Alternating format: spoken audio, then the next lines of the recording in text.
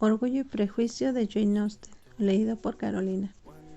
Capítulo 34.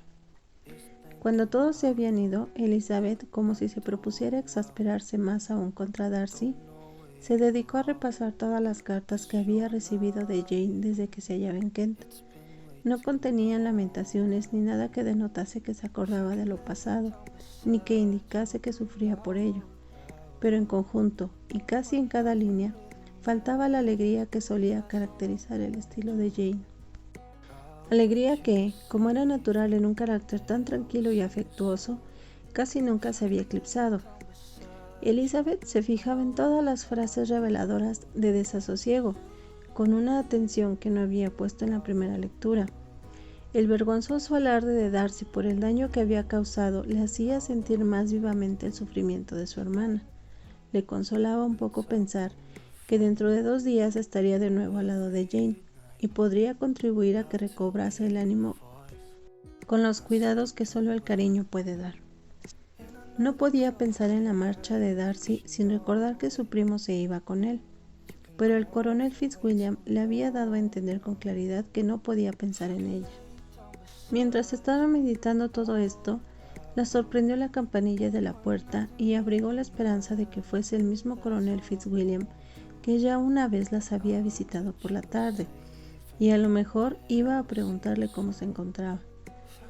Pero pronto desechó esa idea y siguió pensando en sus cosas cuando, con total sobresalto, vio que Darcy entraba en el salón. Inmediatamente empezó a preguntarle, muy acelerado, por su salud, atribuyendo la visita a su deseo de saber que se encontraba mejor. Ella le contestó cortés pero fríamente. Elizabeth estaba asombrada, pero no dijo ni una palabra. Después de un silencio de varios minutos se acercó a ella y muy agitado declaró: «He luchado en vano, ya no puedo más. Soy incapaz de contener mis sentimientos. Permítame que le diga que la admiro y la amo apasionadamente». El estupor de Elizabeth fue inexpresable. Enrojeció, se quedó mirándole fijamente, indecisa y muda. Él lo interpretó como un signo favorable y siguió manifestándole todo lo que sentía por ella desde hacía tiempo. Se explicaba bien, pero no solo de su amor tenía que hablar, y no fue más elocuente en el tema de la ternura que en el del orgullo. La inferioridad de Elizabeth, la degradación que significaba para él, los obstáculos de familia que el buen juicio le había hecho anteponer siempre a la estimación. Hablaba de estas cosas con un ardor que reflejaba todo lo que le herían, pero todo ello no era lo más indicado para apoyar su demanda. A pesar de toda la antipatía tan profundamente arraigada que le tenía, Elizabeth no pudo permanecer insensible a las manifestaciones de afecto de un hombre como Darcy, y aunque su opinión no varió en lo más mínimo, se entristeció al principio por la decepción que iba a llevarse. Pero el lenguaje que éste empleó luego fue tan insultante que toda la compasión se convirtió en ira. Sin embargo, trató de contestarle con calma cuando acabó de hablar. Concluyó asegurándole la firmeza de su amor, que a pesar de todos sus esfuerzos no había podido vencer, y esperando que sería recompensado con la aceptación de su mano. Por su manera de hablar, Elizabeth advirtió que Darcy no ponía en duda que su respuesta sería favorable. Hablaba de temores y de ansiedad, pero su aspecto revelaba una seguridad absoluta. Eso la exasperaba aún más, y cuando él terminó, le contestó con las mejillas encendidas por la ira. En estos casos, creo que se acostumbra a expresar cierto agradecimiento por los sentimientos manifestados, aunque no puedan ser igualmente correspondidos. Es natural que se sienta esta obligación, y si yo sintiese gratitud, le daría las gracias. Pero no puedo. Nunca he ambicionado su consideración, y usted me la ha otorgado muy en contra de su voluntad. Siento haber hecho daño a alguien, pero ha sido inconscientemente, y espero que ese daño dure poco tiempo. Los mismos sentimientos que, según dice, le impidieron darme a conocer sus intenciones durante tanto tiempo, vencerán sin dificultad ese sufrimiento. Darcy, que estaba apoyado en la repisa de la chimenea con los ojos clavados en el rostro de Elizabeth, parecía recibir sus palabras con tanto resentimiento como sorpresa. Su tez palideció de rabia y todas sus facciones mostraban la turbación de su ánimo. Luchaba por guardar la compostura y no abriría los labios hasta que creyese haberlo conseguido. Este silencio fue terrible para Elizabeth. Por fin, forzando la voz para aparentar calma, dijo: ¿Y es esta toda la respuesta que voy a tener el honor de esperar? Quizá debiera preguntar por qué se me rechaza con tan escasa cortesía, pero no tiene la menor importancia. También podría yo, replicó Elizabeth, preguntar por qué con tan evidente propósito de ofenderme y de insultarme, me dice que le gusto en contra de su voluntad, contra su buen juicio y hasta contra su modo de ser. ¿No es esta una excusa para mi falta de cortesía, si es que en realidad la he cometido? Pero además he recibido otras provocaciones. Lo sabe usted muy bien. Aunque mis sentimientos no hubiesen sido contrarios a los suyos, aunque hubiesen sido indiferentes o incluso favorables, ¿cree usted que habría algo que pudiese tentarme a aceptar al hombre que ha sido el culpable de arruinar, tal vez para siempre, la felicidad de una hermana muy querida? Al oír estas palabras, Darcy mudó de color, pero la conmoción fue pasajera y siguió escuchando sin intención de interrumpirla. Yo tengo todas las razones del mundo para tener un mal concepto de usted, continuó Elizabeth. No hay nada que pueda excusar su injusto y ruin proceder. No se atreverá usted a negar que fue el principal, sino el único culpable de la separación del señor Bingley y mi hermana, exponiendo al uno a las censuras de la gente por caprichoso y voluble, y al otro a la burla por sus fallidas esperanzas, sumiéndolos a los dos en la mayor desventura. Hizo una pausa y vio, indignada, que Darcy la estaba escuchando con un aire que indicaba no hallarse en absoluto conmovido por ningún tipo de remordimiento. Incluso la miraba con una sonrisa de petulante incredulidad. ¿Puede negar que ha hecho esto?, repitió ella, fingiendo estar serena. Darcy contestó: no he de negar que hice todo lo que estuvo en mi mano para separar a mi amigo de su hermana, ni que me alegro del resultado. He sido más amable con él que conmigo mismo. Elizabeth desdeñó aparentar que notaba esa sutil reflexión, pero no se le escapó su significado y no consiguió conciliarla. Pero no solo en esto se funda mi antipatía, continuó Elizabeth. Mi opinión de usted se formó mucho antes de que este asunto tuviese lugar.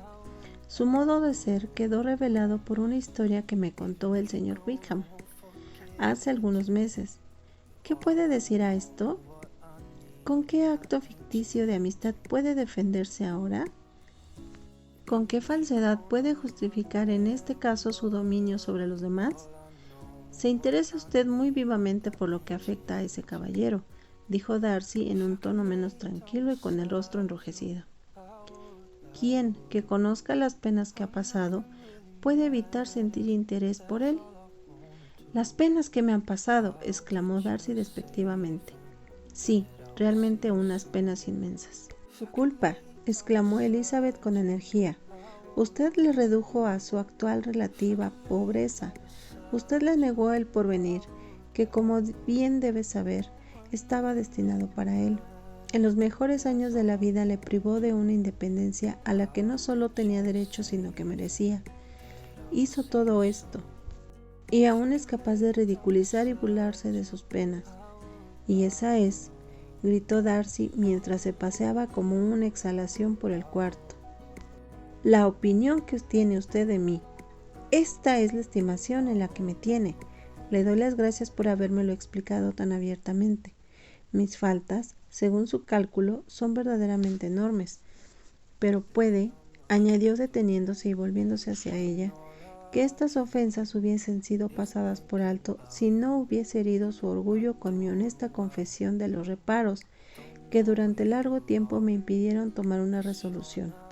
Me habría ahorrado estas amargas acusaciones si hubiese sido más hábil y le hubiese ocultado mi lucha, halagándola al hacerle creer que había dado este paso impulsado por la razón, por la reflexión, por una incondicional y pura inclinación por lo que sea. pero aborrezco todo tipo de engaño y no me avergüenzo de los sentimientos que he manifestado. Eran naturales y justos. ¿Cómo podía suponer usted que me agradase la inferioridad de su familia y que me congratulase por la perspectiva de tener unos parientes cuya condición es tan por debajo de la mía? La irritación de Elizabeth crecía a cada instante. Aún así, intentó con todas sus fuerzas expresarse con mesura cuando dijo: «Equivoca usted, señor Darcy, si supone que lo que me ha afectado es su forma de declararse. Si se figura que me habría evitado el mal rato de rechazarle si se hubiera comportado de modo más caballeroso». Elizabeth se dio cuenta de que estaba a punto de interrumpirla, pero no dijo nada y ella continuó: «Usted no habría podido ofrecerme su mano de ningún modo que me hubiese tentado a aceptarla». De nuevo su asombro era obvio. La miró con una expresión de incredulidad y humillación al mismo tiempo, y ella siguió diciendo: «Desde el principio, casi desde el primer instante en que le conocí, sus modales me convencieron de su arrogancia, de su vanidad y de su egoísta desdén hacia los sentimientos ajenos. Me disgustaron de tal modo que hicieron nacer en mí la desaprobación que los sucesos posteriores convirtieron en firme desagrado, y no hacía un mes aun que le conocía cuando supe que usted sería el último hombre en la tierra con el que podría casarme». «Ha dicho usted bastante, señorita. Comprendo perfectamente sus sentimientos y solo me resta avergonzarme de los míos. Perdone por haberle hecho perder tanto tiempo y acepte mis buenos deseos de salud y felicidad». Dicho esto, salió precipitadamente de la habitación y Elizabeth le oyó enseguida abrir la puerta de la entrada y salir de la casa. La confusión de su mente le hacía sufrir intensamente.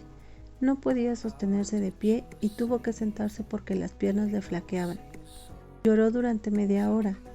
Su asombro al recordar lo ocurrido crecía cada vez más. Haber recibido una proposición de matrimonio de Darcy, que había estado enamorado de ella durante tantos meses, tan enamorado que quería casarse a pesar de todas las objeciones que le habían inducido a impedir que su amigo se casara con Jane, y que debieron pasar con igual fuerza en su propio caso, resultaba increíble. Le era grato haber inspirado un afecto tan vehemente, pero el orgullo, su abominable orgullo, su desvergonzada confesión de lo que había hecho con Jane, su imperdonable descaro al reconocerlo sin ni siquiera tratar de disculparse, y la insensibilidad con que había hablado de Wickham, a pesar de no haber negado su crueldad para con él, no tardaron en prevalecer sobre la compasión que había sentido al pensar en su amor. Siguió inmersa en sus agitados pensamientos hasta que el ruido del carruaje de Lady Catherine le hizo darse cuenta de que no estaba en condiciones de encontrarse con Charlotte, y subió corriendo a su cuarto.